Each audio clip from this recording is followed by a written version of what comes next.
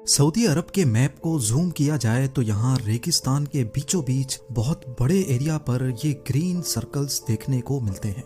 ऐसा मालूम होता है कि इस वीरान और बंजर रेगिस्तान में कुछ इंटरेस्टिंग होने वाला है।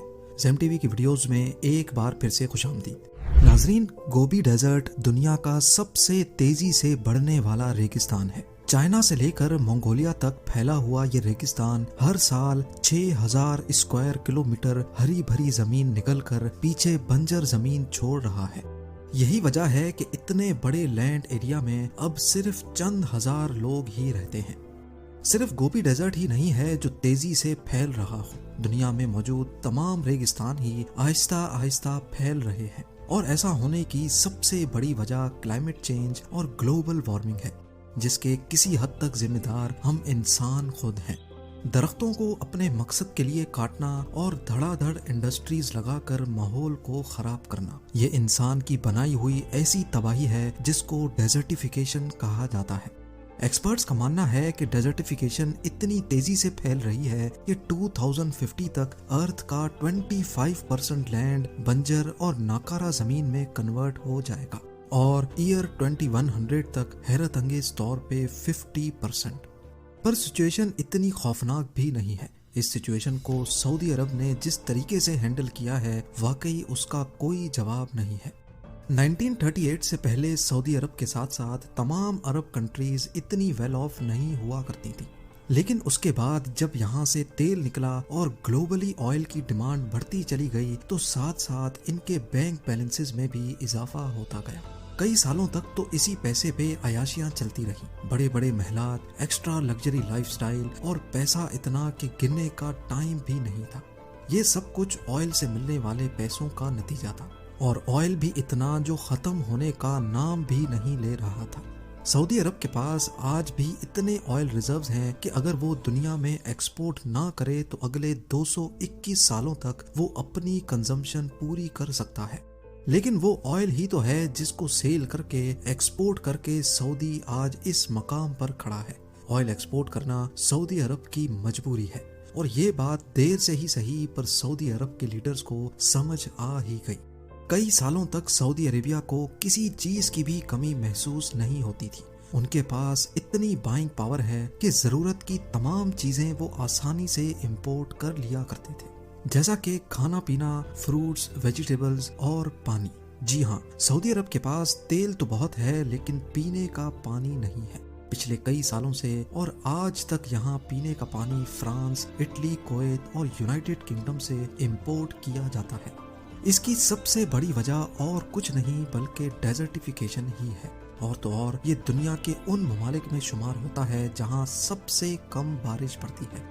सऊदी अरब में सालाना सिर्फ और सिर्फ 4 इंच बारिश पड़ती है, और वो भी यहाँ के वेस्टर्न माउंटेन्स पे, जहाँ से पानी बहता हुआ सीधा रेड सी में जाकर जाया हो जाता है। अपने आप को ऑयल और इम्पोर्टेड खानों की डिपेंडेंसी से निकालने के लिए 1970s में सऊदी अरब ने फैसला किया कि वो कुछ भी करके अपने एग्रीकल्चर सेक्टर को इम्प्रूव करेंगे, ताकि कंट्री के पास कम से कम इतने रिसोर्सेज हों कि वो अपनी खुद की रिक्वायरमेंट पूरी कर सके। आज अगर सैटेलाइट मैप पे देखा जाए तो सऊदी अरब में लाखों एकड़ बंजर रेगिस्तान को आहिस्ता आहिस्ता ग्रीन सर्कल्स में कन्वर्ट किया जा रहा है। ये सर्कल्स कुछ और नहीं बल्कि एग्रीकल्चर लैंड है जिसको सेंटर पिवट इरिगेशन के जरिए पानी दिया जाता है। इसमें स्पेशली डिजाइन्ड स्प्रिंकलर्स के जरिए फार्म्स को सिर्फ इतना पानी दिया जाता है जितनी रिक्वायरमेंट होती है। बीच में लगा बहुत बड़ा पाइप व्हील्स की मदद से अपने फिक्स्ड पाथ पे चलता जाता है, जिसकी वजह से इन फार्म्स की शेप सर्कुलर होती है। वादी अल दवासर में बना ये farm land total 5000 square kilometre के एरिया पर फैला हुआ है, जो हर गुजरते साल बढ़ता ही जा रहा है। इसमें छोटे छोटे हजारों ग्रीन डॉट्स जो हमें दिख रहे हैं, ये 1 किलोमीटर डायामीटर जितने बड़े फार्म्स हैं, यानी करीब एक सर्कल 100 एकड़ जितना बड़ा है। नॉर्मल इरिगेशन सिस्टम, जिसको फ्लड इरिगेशन भी कहा जाता है, उसमें ज्यादातर पानी जमीन एब्जॉर्ब कर लेती है और काफी एवापोरेट भी हो जाता है। लेकिन क्योंकि सेंटर पिवट इरिगेशन में सिर्फ उतना ही पानी दिया जाता है जितनी फसल को जरूरत होती है, यही वजह है कि इसमें 90% पानी की बचत की जाती है। صرف یہی ایک جگہ نہیں ہے جہاں سعودی ایسے فارم لینڈز بنا رہا ہے. پورے سعودی میں درجنوں ایسے ایریاز ہیں جہاں ہزاروں اسکوائر کلومیٹر کے فارمز دیکھے جا سکتے ہیں، جس میں تبوک پروونس بھی شامل ہے جہاں لائن سٹی بنائی جا رہی ہے. پر سوال یہ ہے کہ ان فارمز کو بنانے کے لیے سعودی کے پاس اتنا پانی آتا کہاں سے ہے، جبکہ یہاں نہ تو کوئی پرماننٹ ریورز ہیں اور نہ ہی یہاں اتنی بارشیں پڑتی ہیں. 1970s میں لیبیا کے بعد سعودی نے بھی ڈیزرٹ کے نیچے پانی ڈھونڈنا شروع کیا تھا. ان کو اتنا زیادہ تو نہیں، لیکن 480 کیوبک کلومیٹر پانی ملا تھا. 1970 سے لے کر آج تک سعودی میں جتنی بھی فارمنگ ہوئی ہے اس کے لیے ان انڈر گراؤنڈ ویل سے 21 کیوبک کلومیٹر پانی نکالا جا چکا ہے. صرف یہ انڈر گراؤنڈ ایکویفرز ہی نہیں ہے جس پہ سعودی عرب کی ڈیپینڈنس ہو. ڈی سیلینیشن کے ذریعے پانی بنانے والا سب سے بڑا ملک بھی سعودی عرب ہی ہے. لیکن ظاہر ہے یہ سب ایسے ہی نہیں چلنے والا. ڈی سیلینیشن کے لیے بہت انرجی چاہیے جو فی الحال فیول اور نیوکلیر انرجی سے مل رہی ہے، اور انڈر گراؤنڈ ایکویفر کا پانی لمیٹڈ ہے جو کہ 50 سالوں میں ختم ہو جائے گا. اسی مسئلے کے سولوشن کے لیے سعودی عرب کے ویسٹ کوسٹ پہ ایک نیا ایکسپیریمنٹ چل رہا ہے. ان پہاڑوں میں سالانہ بارش تو پڑتی ہے لیکن یہ پانی بہہ کر ریڈ سی میں چلا جاتا ہے.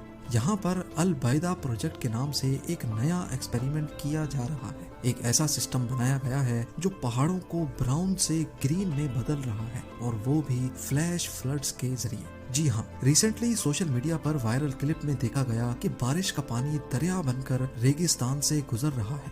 یہ فلیش فلڈز سعودی کے ویسٹ میں 2-3 سالوں میں ایک مرتبہ آتے ہیں. البیدہ پروجیکٹ کی ٹیم نے چند ایکسپرٹس کے ساتھ مل کر اس پانی کو پہاڑوں میں ہی ٹریپ کرنے کا آئیڈیا پروپوز کیا تھا. پہاڑوں کے پانی کو ٹیریسز اور ڈیمز بنا کر روکا گیا اور ان پہاڑوں پر ہی ویجیٹیشن اسٹارٹ کی گئی. پانی جو پہلے اسپیڈ سے پہاڑوں سے گر کر سمندر میں چلا جاتا تھا، ٹیریسز بنانے کی وجہ سے اس کی اسپیڈ اب سلو ہو جاتی ہے اور ٹیریسز میں لگی ویجیٹیشن اس کو ایبزارب کر لیتی ہے. اس سے ہزاروں کیوبک میٹر پانی ضائع ہونے کے بجائے پہاڑوں کو گرین کر رہا ہے، جیسا کہ یہاں آپ دیکھ سکتے ہیں. اس کے ساتھ ساتھ ریگستان کو ہرا بھرا بنانے کے لیے اور زیادہ بارش برسانے کے لیے سعودی عرب ماس لیول پہ سولر اور ونڈ فارمز بھی لگا رہا ہے.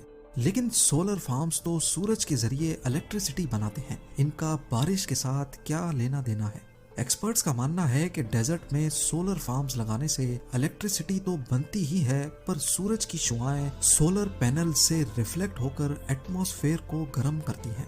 ایٹماسفیئر میں موجود واٹر ویپرز گرمائش کی وجہ سے اوپر جاتے ہیں اور ٹھنڈی ہوا سے ٹکراتے ہیں، جس سے بارش پڑنے کا چانس بڑھ جاتا ہے. اسی طریقے سے ونڈ ٹربائنز بھی ہوا کو اوپر کی طرف پھینکتی ہیں. اس طریقے سے زیادہ تو نہیں لیکن سالانہ 5 سینٹی میٹر زیادہ بارش پڑے گی.